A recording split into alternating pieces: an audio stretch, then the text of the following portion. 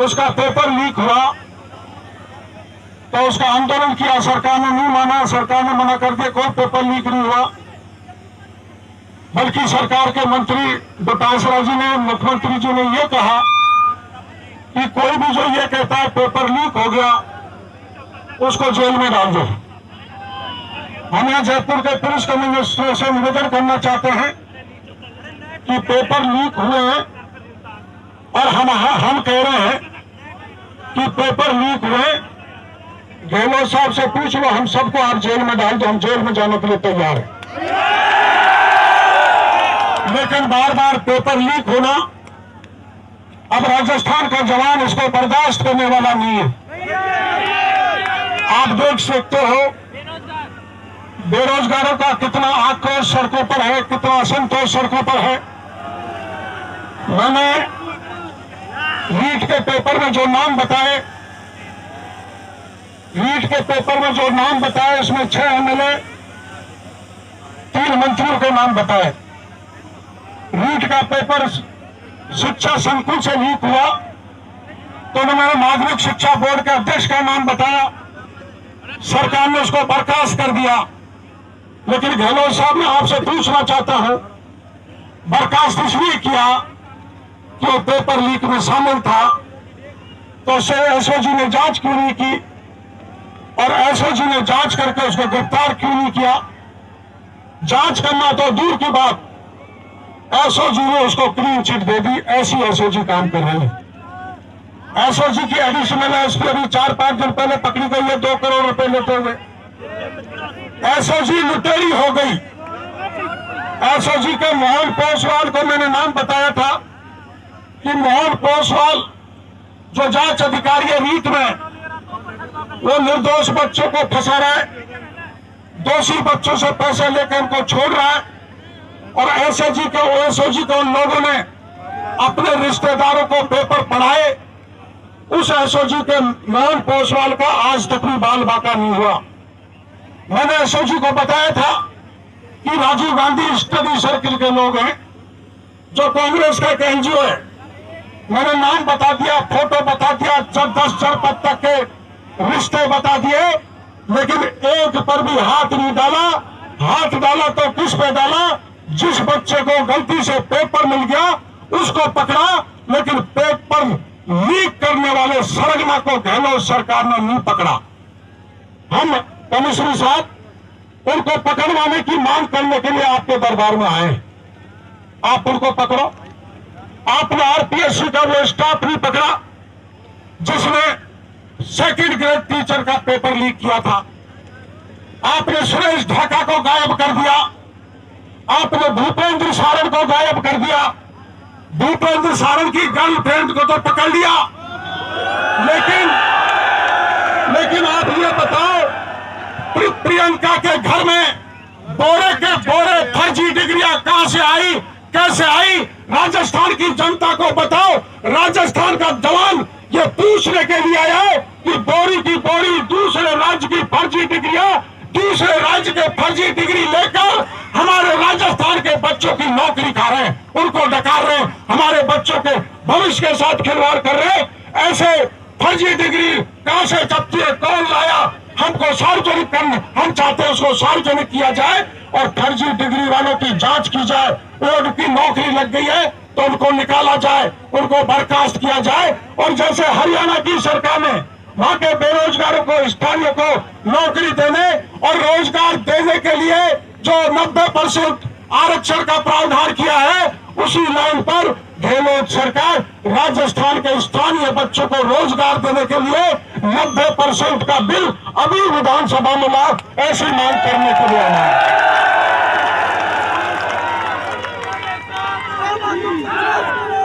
जो एमएलए मैंने बताए थे, जो एमएलए, तुम थोड़ी देर चुप नहीं रह सकते का? जो एमएलए मैंने बताए थे, जो मंत्री मैंने बताए थे, आरपीएससी का जो स्टाफ बताया था, माध्यमिक शिक्षा बोर्ड का जो अध्यक्ष बताया था, माध्यमिक शिक्षा बोर्ड के जो बाकी के कर्मचारी बताए थे, सीएमओ के कुछ अफसर बताए थे, पुलिस के भी कुछ अफसरों के नाम बताए थे, उनको गिरफ्तार नहीं किया। हमसे मीडिया के भाई पूछ रहे थे कि गहलोत साहब ये कह रहे हैं कि हमने मकान ढा दिया। अरे मकान तो आपने बेचारे मकान मालिक का ढाया है, किराएदार का आपने क्या बिगाड़ा? एक पर भूपेंद्र सारण की 1.5 करोड़ की बिल्डिंग तोड़ दी। मैं मीडिया के सामने कहना चाहता हूं, 1.5 करोड़ से भूपेंद्र सारण के कोई फर्क पड़ने वाला नहीं है। उसने तो 100 करोड़ की प्रॉपर्टी बना ली इन बच्चों को लूट कर। मैंने पत्रकार वार्ता करके बताया था कि ऑनलाइन पेपर भी लीक हुआ है।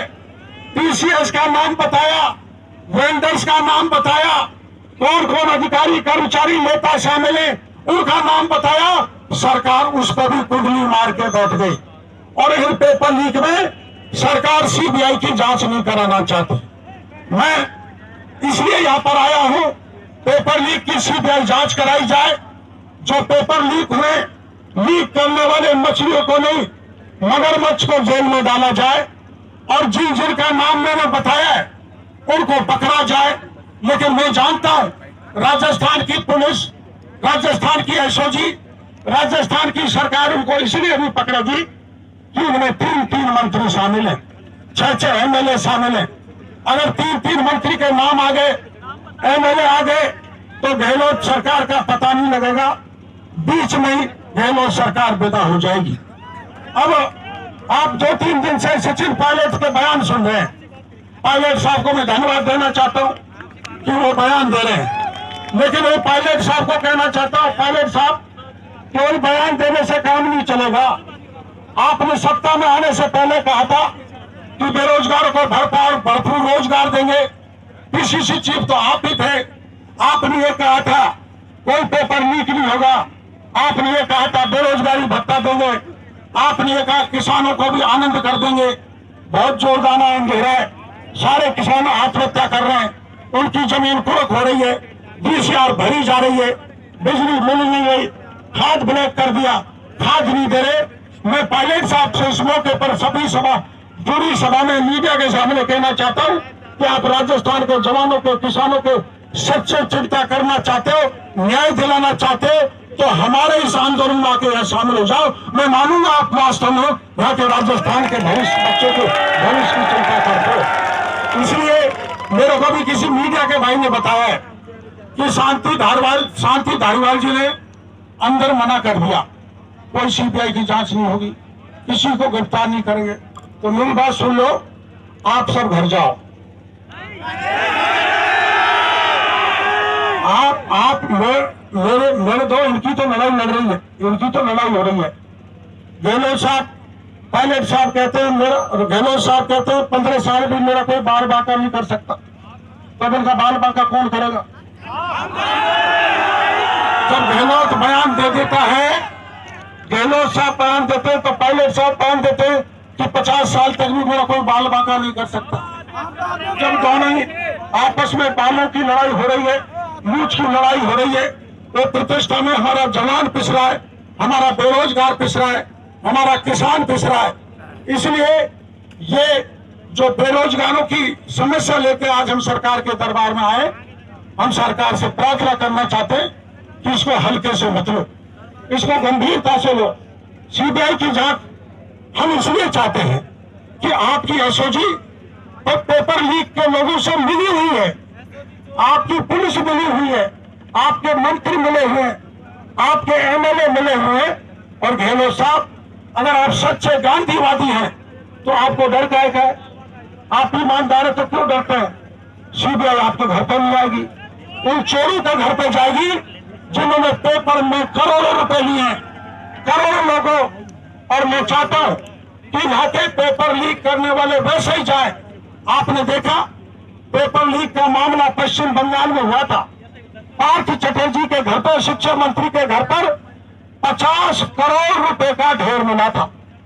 एक एक कंगन सोने का आधी किलो का था। 28 कंगन बरामद किए थे, सेंट्रल एजेंसी ने किए थे। या तो सुन लो कांग्रेस के भाइयों, अधिकारियों, पुलिस वालों, एसओजी वालों, नहीं तो सेंट्रल एजेंसी आएगी। दूसरा भी जरिया है सेंट्रल एजेंसी बुलाने का। आप यही मत सोचो कि सीबीआई करेगी, यहाँ ईडी भी आ सकती है। ईडी और आप एक हफ्ता खाएगी, फिर वो किसी को छोड़ने वाली नहीं है। मैं पुनः कमिश्नर साहब को, डीसीपी साहब को निवेदन करना चाहता हूं, मेरे ज्ञापन है, वो ज्ञापन आप ले जाए या किसी को जरिए भिजवा दें, और ज्ञापन की कॉपी देना, वो किसी के जरिए भिजवा दें, मैं इसको पढ़ के बताता हूँ पूरे बेरोजगारों को। ये पूरी कहानी तो वो है जो मैंने आपको पढ़ के बताई है, सभी पेपर लीक हुए हैं, लेकिन इसमें मांग मैं आपको पढ़ देता हूँ। मांग यह है कि RS 2018, RS 2021, उप निरीक्षक भर्ती परीक्षा 21, सफर सिपाही भर्ती परीक्षा 2021, रीट भर्ती परीक्षा एवं वरिष्ठ अध्यापक भर्ती परीक्षा 2022 के पेपर लीक प्रकरणों की जांच CBI से कराई जाए। इन भर्ती परीक्षा में राजस्थान के करीबन 50 लाख बेरोजगारों ने हिस्सा लिया था, और जब तक CBI की जांच नहीं हो तब तक कम से कम सब इंस्पेक्टर का RPSC का इंटरव्यू रोक दिया जाए। दूसरी, एक आंकड़े के अनुसार राजस्थान में देश की सर्वाधिक जो बेरोजगारी है, ऐसे बेरोजगारों की बड़ी बड़ी फौज में बार बार पेपर लीक होने तथा अन्य राज्य के बेरोजगार युवाओं द्वारा फर्जी डिग्री प्राप्त कर राज्य के बच्चों के भविष्य के साथ कुठाराघात किया जा रहा है। इस कारण राज्य के बेरोजगार भयंकर अवसाद में, कई ने तो आत्महत्या कर ली। हमारे राज्य के बेरोजगारों को नौकरी में अधिक से अधिक मौका मिल सके, उस दृष्टि से कानून की आवश्यकता है। जैसे हरियाणा और अन्य सरकारों ने विधानसभा में कानून पारित कर अपने स्थानीय बच्चों को 90% नौकरियां देने का प्रावधान किया। अतः मेरी मांग है कि राजस्थान के बेरोजगारों को राजस्थान की विधानसभा में स्थानीय बच्चों को नौकरी देने के लिए 90% आरक्षण का प्रावधान करें, जिससे बाहर के लोग हमारी नौकरी में डाका नहीं मारे। और अगर ये किसी काम से संभव नहीं है तो एक मांग सरकार से यह है कि जितने भी रोजगार सेंटर हैं उसमें हमारे बेरोजगारों का पंजीकरण किया जाए। केवल हमारे बेरोजगारों का पंजीकरण कर दिया जाए अधिकृत रूप से, और केवल उन्हीं का चयन किया जाए। बाहर के किसी व्यक्ति का पंजीकरण नहीं हो रोजगार कार्यालय में, और बाहर के किसी व्यक्ति को किसी भी परीक्षा में भाग नहीं लेने दिया जाए। ये रोजगार के कार्यालय के द्वारा हो सकता है। कोरोना काल में जिन 28,000 CHA संविदा कर्मियों ने अपनी जान हथेली पर रखकर जनता के प्राण बचाए थे, उनको राज्य सरकार ने एक ही आदेश हटा दिया। उन्हें बहाल कराए जाने सहित विभिन्न विभागों में रिक्त कपड़े लाखों पदों को भरे जाने हेतु सरकार का ध्यान आकर्षित किया जाता है। वरिष्ठ अध्यापक भर्ती परीक्षा 2022 में सर्च के दौरान पुलिस को जो बाहर की फर्जी डिग्रियों के बोरे मिले हैं, उनकी सच्चाई जनता के सामने उजागर किया जाए। फर्जी डिग्रियां वितरण करने के इस गोरख धंधे को स्थायी रूप से बंद किया जाए। मैं ज्ञापन कमिश्नर साहब को पकड़ा रहा हूँ, ये सरकार तक पहुंचाए और आप अपने घर जाओ। इन मांगों की आश्वासन के बाद मैं यहाँ से हटूंगा। मेरे पार्टी के नेता भी यहाँ पर आएंगे, पार्टी के प्रतिपक्ष के उपनेता, पार्टी के दूसरे नेता, पार्टी के MLA भी यहाँ पर आएंगे। इसलिए जब तक न्याय नहीं मिलेगा तब तक मैं अकेला यहाँ पर बैठा हूँ। आप अपने अपने घर जाओ। धन्यवाद। करना एक बार इस पर बैठो मत, टूटी हुई है। हाँ कोई नहीं बैठेगा, कोई नहीं बैठेगा। हाँ